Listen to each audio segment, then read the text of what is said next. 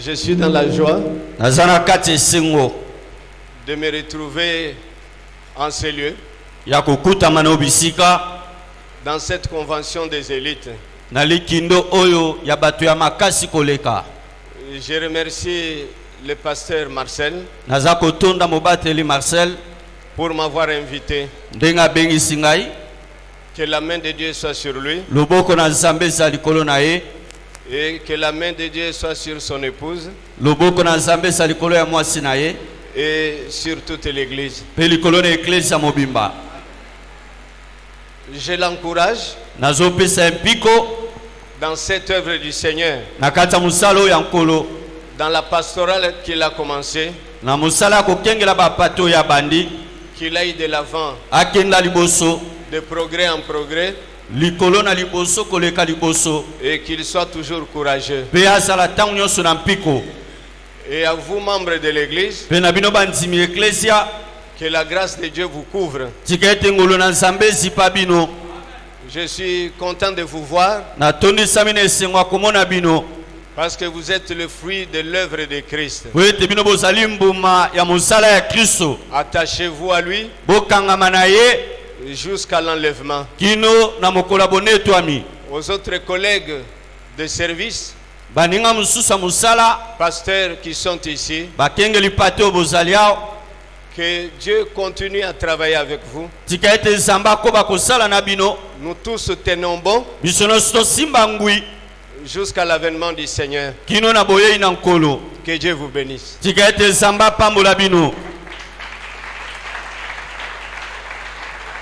Ok. Avant de prier, pour commencer la parole, j'aimerais un peu dire un mot à nos chantres qui venaient de chanter ici.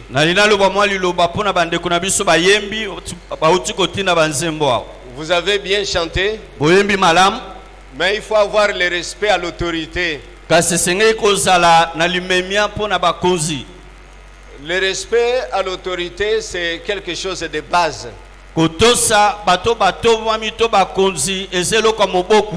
Que ce soit ceux qui sont dans le milieu politique, que ce soit ceux qui nous dirigent dans l'église,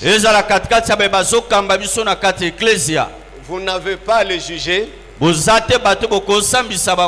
ou dire que je ne suis pas venu ici pour lui. C'est très grave. Parce que nous qui sommes là, nous sommes le fruit de l'apostolat de l'apôtre Emmanuel. Et même si on t'a dit de chanter ici, c'est parce que lui avait commencé l'œuvre. Alors dire des choses comme ça, c'est pas sérieux. Vous voyez Sodome et Gomorrhe, ils ne sont pas jugés. Ils ne sont pas jugés. Ils sont simplement retranchés de la terre. Mais le jour du jugement, c'est là où ils rendront compte. C'est ainsi dans la vie des gens. Un jour, certaines personnes ont mal parlé. Mais Jésus leur dit, au jour du jugement, chacun rendra compte de toute parole qu'il aura prononcée. C'est ainsi dans notre vie courante.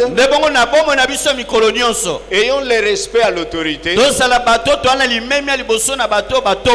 ce soit ton père ou ta mère, que ce soit le chef du quartier ou le bourgmestre.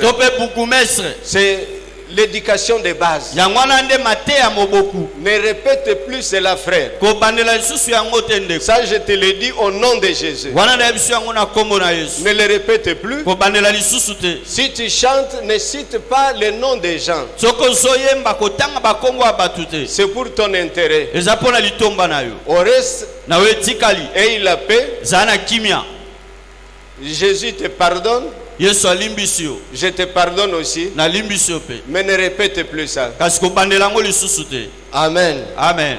Maintenant nous allons passer à la parole. Prions. Et Éternel de gloire, étends ta main sur chacun de nous et manifeste-toi dans le cœur de chacun de nous. Permets à l'esprit de vérité d'écrire dans nos cœurs. Permets également à l'esprit de vérité de pouvoir révéler à chacun de nous ce qui est caché dans les Écritures.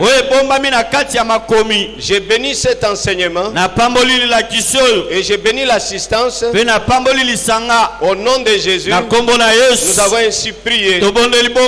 Amen. Amen. Maintenant, prenons nos Bibles. Nous allons parler de l'élite chrétienne face au monde et aux antivaleurs. J'ai dit, notre thème, c'est l'élite chrétienne face au monde et aux antivaleurs.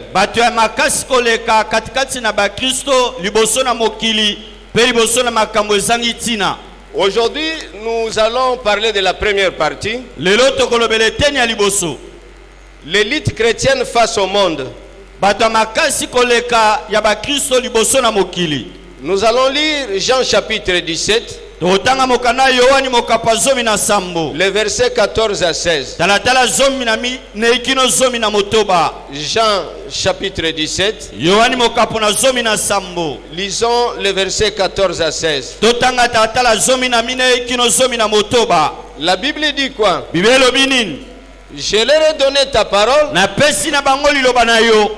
et le monde les a haïs parce qu'ils ne sont pas du monde, comme moi je ne suis pas du monde. Je ne te prie pas de les ôter du monde, mais de les préserver du mal. Ils ne sont pas du monde, comme moi je ne suis pas du monde. Lisons aussi Jean 14, les versets 15 à 17. Jean chapitre 14, versets 15 à 17. Si vous m'aimez, gardez mes commandements. Et moi je prierai le Père, et il vous donnera un autre consolateur, afin qu'il demeure éternellement avec vous. L'esprit de vérité que le monde ne peut recevoir, parce qu'il ne le voit point et ne le connaît point. Mais vous le connaissez, car il demeure avec vous et il sera en vous. Bien-aimés dans le Seigneur, vous pouvez vous mettre. Bien-aimés dans le Seigneur, dans les deux passages que nous venons de lire, notre Seigneur nous dit que nous ne sommes pas du monde, et il demande à Dieu de nous préserver du mal. Et il parle de l'esprit de vérité qu'il nous a donné. Il a donné aux chrétiens l'esprit de vérité, et il dit le monde ne peut le recevoir. Maintenant, toi qui es parmi l'élite chrétienne, tu dois déjà réaliser que il ne faut rien attendre du monde, parce que le Seigneur n'a pas donné l'esprit au monde,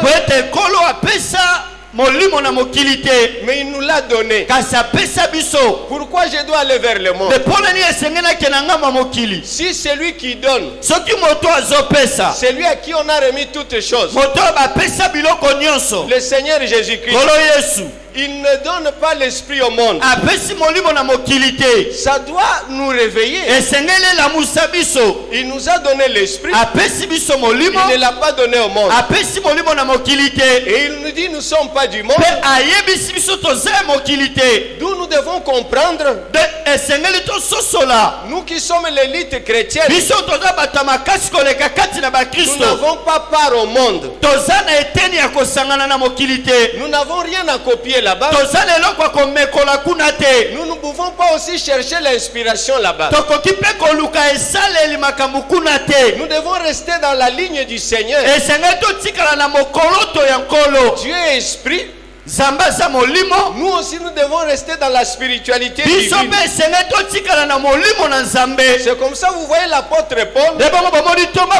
Il dit ne vous conformez pas au siècle présent. Mais soyez transformés par le renouvellement de l'intelligence.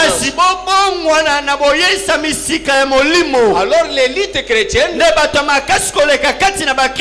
n'a pas part au monde. Mais ils ont le devoir de sortir les gens du monde. Voilà ce qu'il faut connaître dans un premier temps. Notre mission en tant qu'élite chrétienne, c'est de sortir les gens du monde et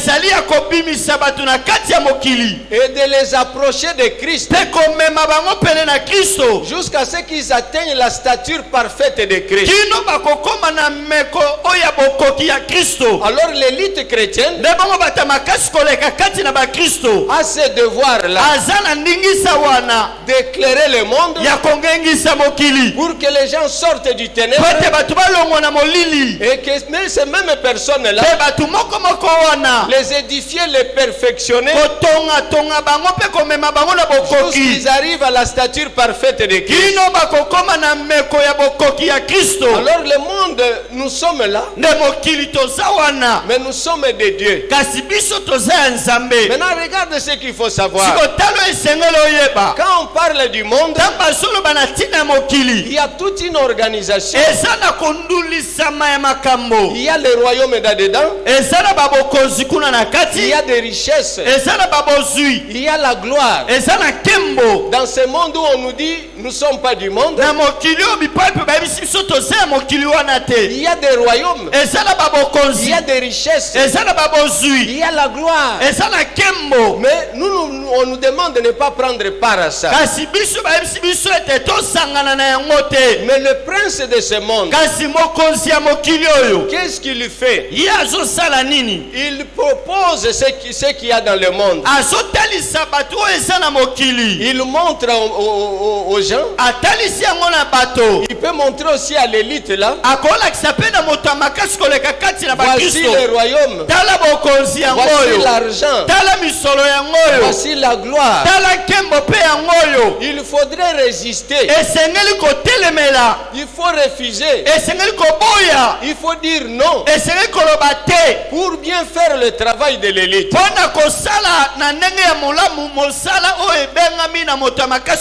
Sortir des gens du monde, les amener à la perfection, à la stature parfaite de Christ. Mais on te présentera le péché. Ce péché-là, ce n'est pas qu'on écrit péché, non, on te présente l'argent, on te présente les femmes, on te présente des royaumes.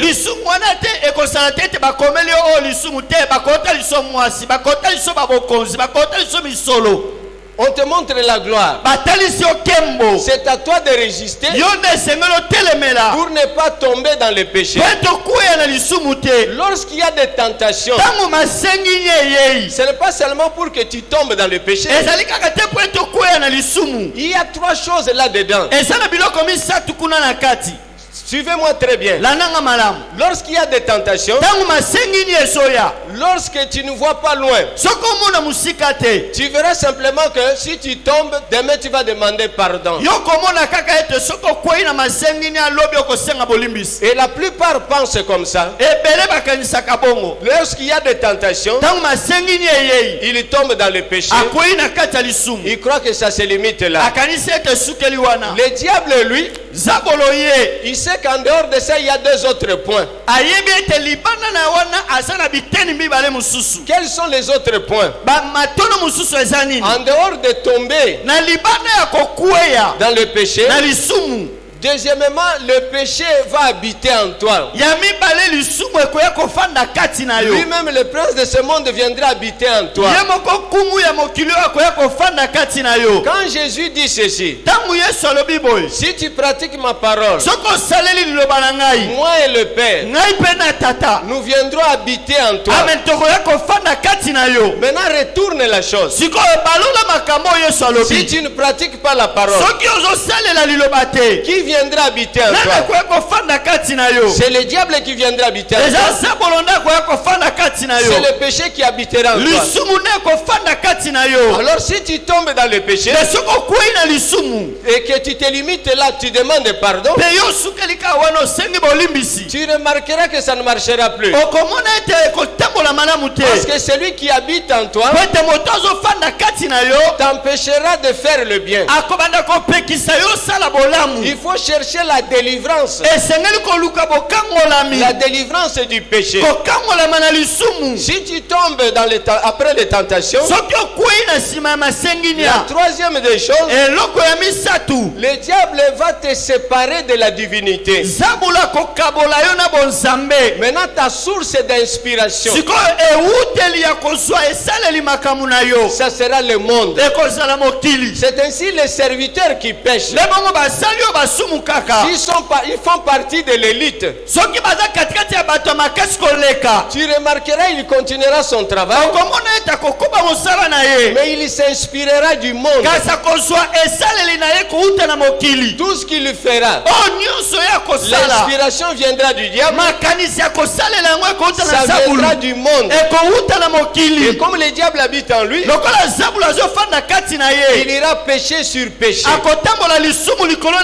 péché sur péché. C'est ainsi, lorsque les tentations arrivent, l'élite doit dire non. C'est ça la première des choses. Dire non, refuser. Et maintenant tu verras, le diable va te laisser. Maintenant tu influenceras les autres calmement. Prenons l'exemple de Jésus, lui qui est le modèle de l'élite chrétienne. Lui-même qui est l'élite de la divinité. Il est venu sur la terre. Et lisons les Écritures. Matthieu chapitre 4. Lisons le verset 8 à 9. Et puis on va descendre petit à petit. Ouvre Matthieu chapitre 4. Je commence à partir du verset 8. Tu vois Jésus comme l'élite. La Bible dit, le diable le transporta encore sur une montagne très élevée, lui montra tous les royaumes du monde et leur gloire. Tu vois, le pasteur Marcel peut t'élever en dignité. Et tu es responsable de jeunes ou de maman ou tu es quelque part. Ça c'est ce que lui a fait. Mais le prince de ce monde viendra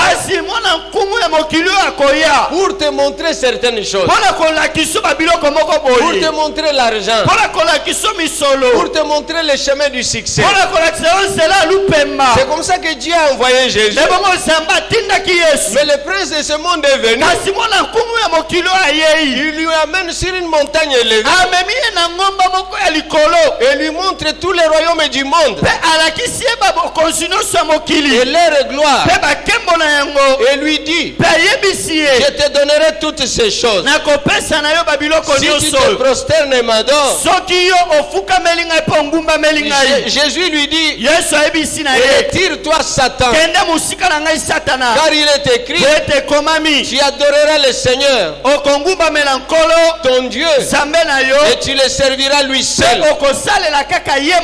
Alors, verset 11, alors le diable le laissa.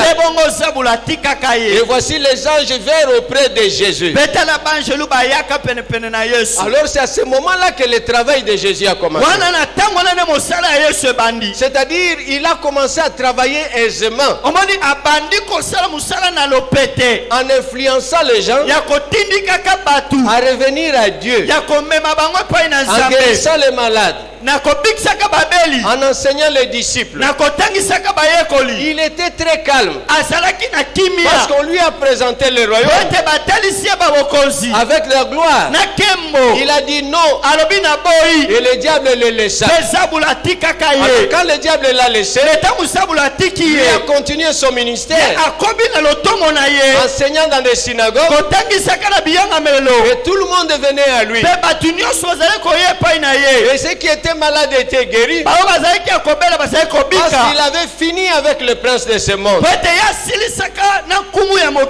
Alors nous qui venons après lui, le prince de ce monde vient toujours. Il vient vers l'élite chrétienne. Toi peut-être on ne t'amènera pas sur une montagne, mais on te recevra dans un restaurant ou dans la parcelle de quelqu'un ou quelque part, et on te dit certaines choses. Si tu ne dis pas non et tu entres là-dedans et tu reviens à l'église de Dieu pour travailler normalement, tu ne le feras plus avec la puissance de Dieu, mais tu le feras avec la puissance du diable. L'élite doit d'abord résister au diable. C'est ça la première des choses. On dit que tu es parmi l'élite, mais dans ta vie quotidienne, on te présentera la gloire, on te présentera l'argent, on te présentera des femmes, on te présentera beaucoup de choses. Résiste à cela d'abord. Et lors que le diable part loin de toi, tu verras que dans ta vie quotidienne, tu influenceras beaucoup de gens. Tu gagneras les âmes au Seigneur et tu travailleras pour les approcher de Christ. Lorsque dans une église, l'élite chrétienne n'ont pas résisté au diable, vous allez le remarquer, le nombre de gens qui doivent être gagnés, il y aura peu de gens. L'élite sera incapable de gagner les gens au Seigneur. Ils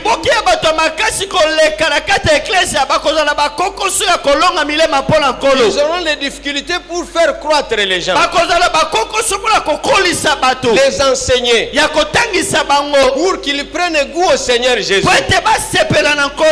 Ils ne sauront pas le faire. C'est comme ça l'apôtre Pierre, il a dit quoi? Le diable rôde autour de vous, mais résistez-lui avec une foi ferme. Il fuira loin de vous. S'il fuit, maintenant toi tu continues ton travail. Tant qu'il n'a pas encore fui, ferme la bouche. Tu ne sauras pas. C'est comme ça Jésus a dit, sans moi vous ne pouvez rien faire. Dans ceux qui refusent de fermer la bouche, alors que le diable est au-dedans d'eux, regarde, vous allez vous poumonner. Vous allez vous poumonner. Utilisez n'importe quelle stratégie, ça ne marchera pas, parce que c'est lui qui va te bloquer. C'est lui qui va te bloquer. Et il va ajouter péché sur péché, et l'œuvre ne se fera pas bien.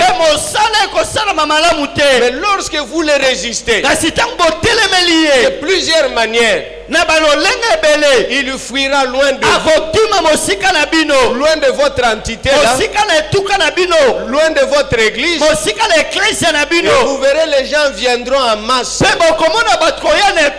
Ce que tu diras transformera les gens. Et petit à petit, on va regarder. On trouvera que ces gens ne sont pas comme les autres. Ils sont comme les seigneurs. Ils sont comme Christ. Ils marchent autrement. Ils s'habillent autrement. Ils parlent autrement. Voilà pourquoi l'élite, ils doivent résister au diable. Ne pas pécher, ne pas tomber dans le péché, parce qu'il y aura 3 autres choses qui vont vous lier. L'inspiration viendra du monde. Tu peux voir un responsable des jeunes dans une réunion sainte, dans une église. Il dit non, à des moments on peut aussi jouer au football. On peut aussi faire ceci. Alors, tu vois, il a pris ça où? C'est parce qu'il regarde les matchs. C'est parce qu'il regarde certaines choses du monde. Et maintenant, comme il a l'inspiration qui est là-bas, c'est comme ça dans certaines églises où l'élite avait failli. Ils ont fait entrer le monde dans l'église parce qu'ils s'inspiraient du monde. Si un ministre au monde, il dit nous aussi nous sommes les ministres de Dieu. Je suis ministre de Dieu, mais ce n'est pas en me comparant au monde, mais c'est par rapport à la divinité. Et je ne peux faire aucun cas du monde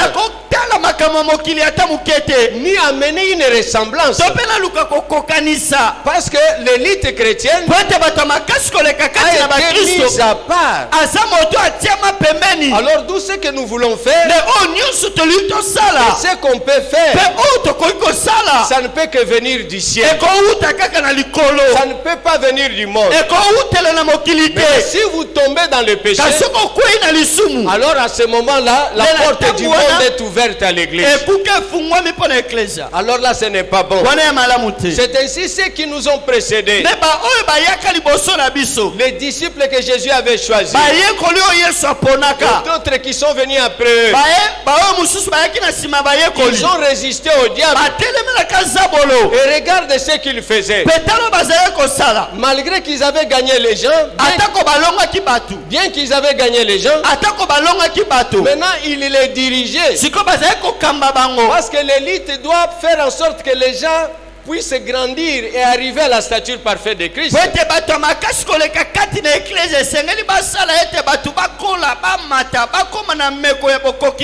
les choses qu'ils disaient à ces gens-là n'avaient rien à voir avec le monde. Regarde par exemple Pierre qui dit aux gens qui ont cru, il dit celui qui vous a appelé saint, vous aussi soyez saints. Il ne les a pas dit vous aurez du travail, vous allez grossir, vous aurez des femmes. Il sait que ça peut se faire, et ça se faisait. Mais dans l'exercice du ministère, il faut tirer les gens. Jésus lui-même a dit, quand le Fils de l'homme sera élevé, il attirera les gens. Tu vois l'élite, et toi aussi qui est l'élite chrétienne, les gens ont fait l'évangélisation, ils sont entrés à l'église.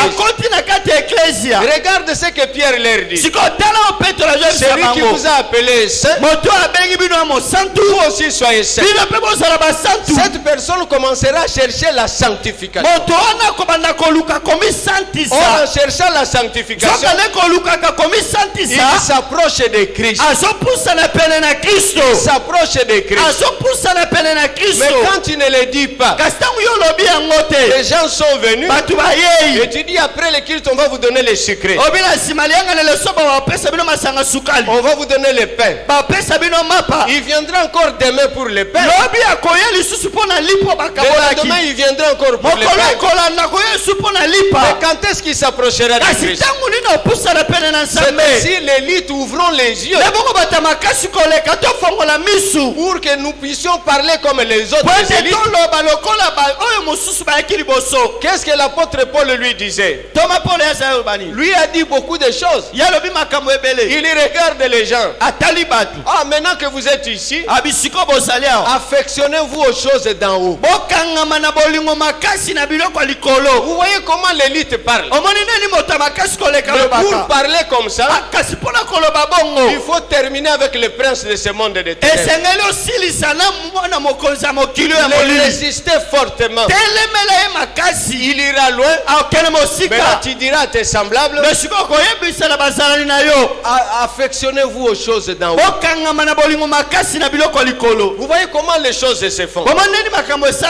Quelque part, il a dit à d'autres qui étaient dans l'église, il dit tel que vous êtes là, vous avez eu la grâce d'entrer à l'église. Maintenant, aspirez aux dons spirituels. Est-ce que ces gens-là chercheront à être des directeurs, à être des chefs quand il est à l'église? Il regardera quel est le don qui manque à l'église. Il trouve que c'est le don de connaissance.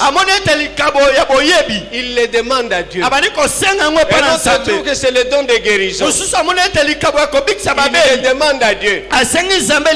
Même si l'élite n'est pas là, ils ne sont pas tournés vers ces choses. 20 ans après, un membre de l'église peut dire un don c'est quoi? Il dit non, moi je reçois des dons. On me donne l'argent, on me donne des chemises. Je suis beaucoup connu. Je reçois beaucoup de dons. Faites attention, tu resteras le jour de la lèvre. Parce que si tu manques un don, tu resteras. Mais regarde l'apôtre Paul. Il dit je prie, je vous parle pour que ne vous manque aucun don. Mais est-ce qu'ils ne savaient pas que les gens ont besoin de savon? Est-ce qu'ils ne savaient pas que les gens doivent travailler? Il ne sait pas que les gens doivent se laver, que les gens doivent manger. Il le savait. Ça, ce sont des notions primaires où toute personne doit savoir. Il doit travailler de ses mains. Il doit nourrir sa maison. Mais au sein de l'église, aspire aux dons spirituels. Affectionne-toi aux choses d'en haut. C'est ça le travail de l'élite. Pour ramener les gens à Christ et qu'ils arrivent à la stature parfaite de Christ. Mais si l'élite a failli, là ils vont s'inspirer du monde. Ce qui se fait au monde se fera aussi ici. Alors je vous ai donné les exemples de certaines élites, ce qu'ils ont dit. Ce que Pierre a dit aux gens, ce que Paul a dit. Mais Jésus lui-même a dit quoi? Par rapport aux gens qui étaient venus, lui qui était l'élite par excellence, le modèle de l'élite, devant les gens il leur a dit quoi? Il leur dit ceci: n'amassez pas de trésors sur la terre où la teigne et la rouille détruisent,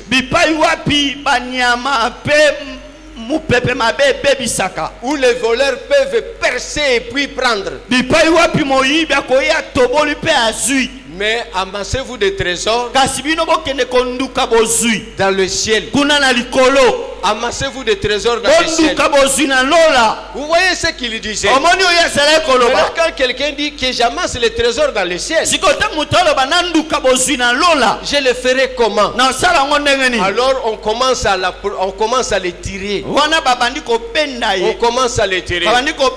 Quelqu'un peut vous dire, tu lui poses la question, frère, tu iras au ciel? Il dit oui, j'irai au ciel. Deuxième question. Tu vas aller là-bas. Tu as qui là-bas? Quels sont les biens que tu as là-bas? Parce que ceux qui iront là-bas, ils doivent avoir quelqu'un là-bas. Et ils doivent avoir des biens là-bas. Est-ce que toi tu as déjà des biens là-bas?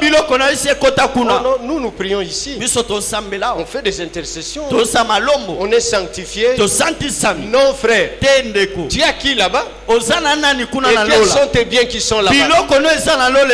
Parce que ceux qui iront là-bas, ce sont ceux qui ont quelqu'un là-bas. Et ceux qui ont des biens là-bas. Quelqu'un sera électrocuté directement. Que dois-je faire pour avoir des biens là-bas? Vends ce que tu possèdes. Donnez aux pauvres. Il y aura quelque chose là-bas. Donne une bonne offrande. Il y aura quelque chose là-bas. Fais telle chose, il y aura quelque chose là-bas. Gagne les âmes, il y aura quelque chose là-bas. Tous les chrétiens seront seront différents des gens qui sont dans le monde. Et nos témoignages à l'église, ce ne sera pas le témoignage, non frère, j'étais chef de service, maintenant je suis devenu directeur. Non, ça sera que frère, depuis que je suis entré ici, j'avais soif de dons. Je ne voyais rien. Aujourd'hui, la nuit, je commence à voir. Dieu commence à me parler. Je constate, j'ai pris pour quelqu'un, il guérit. Ah, en tout cas, la divinité est venue vers moi. C'est pourquoi je suis venu témoigner. Voilà la bonne église. Voilà la bonne église. Mais quand nous témoignons sur les choses mondaines, c'est comme ça les menteurs aussi viennent. J'ai dit alléluia, alléluia. Alléluia, alléluia. J'avais faim. Je ne connaissais pas quelqu'un. J'ai vu quelqu'un venir me donner 20 000 francs. Ah, gloire à Dieu. Les païens aussi, on leur donne 20 000 francs comme ça. Mais nous, ce n'est pas ça. Amasse-toi des trésors dans les cieux. Lisons Matthieu chapitre 6. L'élite doit comprendre certaines choses. Matthieu chapitre 6. Lisons à partir du verset 19. Tu vois, on te dit aujourd'hui, ne vous amassez pas de trésors sur la terre. Tu vois, c'est lui qui nous a dit nous sommes au monde mais nous ne sommes pas du monde. Maintenant le diable vient, il dit non, tu auras des richesses, fais ceci, fais cela. Mais pour que la personne ne le fasse pas, pour qu'il résiste au diable, l'église doit l'enseigner. L'élite doit l'enseigner. Leur dire ne vous amassez pas de trésors sur la terre, où la teigne et la rouille détruisent, où les voleurs percent et dérobent. Mais amassez-vous des trésors dans le ciel, où la teigne et la rouille ne détruisent point, où les voleurs ne percent ni ne dérobent. Car là où est ton trésor, là aussi sera ton cœur. Si ton trésor est au ciel, ton âme ira au ciel. Ton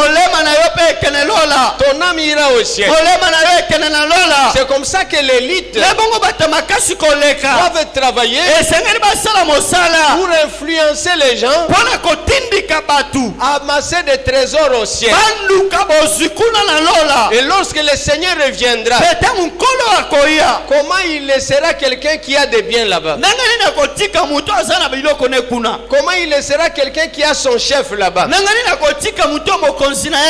Un autre, on lui a posé la question. Tu as quelqu'un au ciel? Il dit j'en ai 4. Comment tu en as 4?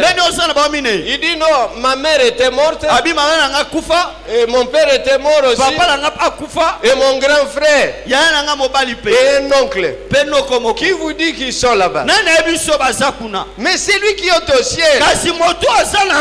Si tu t'attaches à lui, c'est Jésus de Nazareth qu'il t'attendra pour t'accueillir. Le nom que tu es en train de citer là, ça ne dépend pas de toi, ça dépend de Jésus lui-même. Et toi amasse les trésors dans le ciel. Maintenant quand l'élite annonce cette parole, toute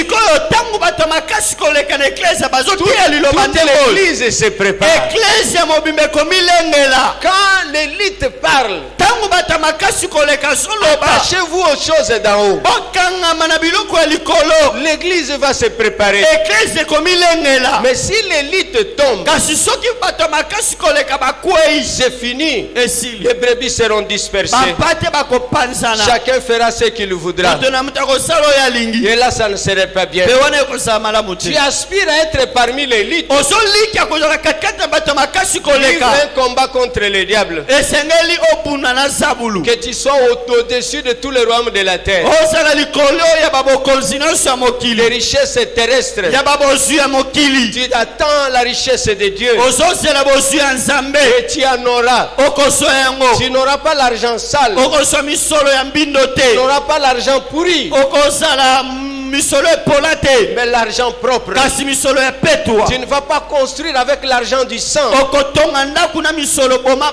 Mais l'argent propre que Jésus lui-même te donnera par le fruit de ton travail. Voilà, bien aimé dans le Seigneur, le court message que Dieu vous a communiqué. C'est à vous de le mettre en pratique. Que Dieu vous bénisse.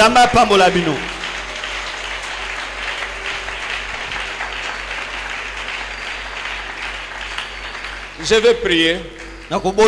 Éternel de gloire, voici ton peuple à qui tu as communiqué la connaissance du salut. Que ta grâce soit sur eux et que ta grâce les accompagne. Partout ils iront, que le Saint-Esprit leur rappelle cet enseignement afin qu'ils les mettent toujours en pratique. Au nom de Jésus, nous avons ainsi prié. Amen. Amen. Que Dieu vous bénisse. J'appelle le pasteur Marcel.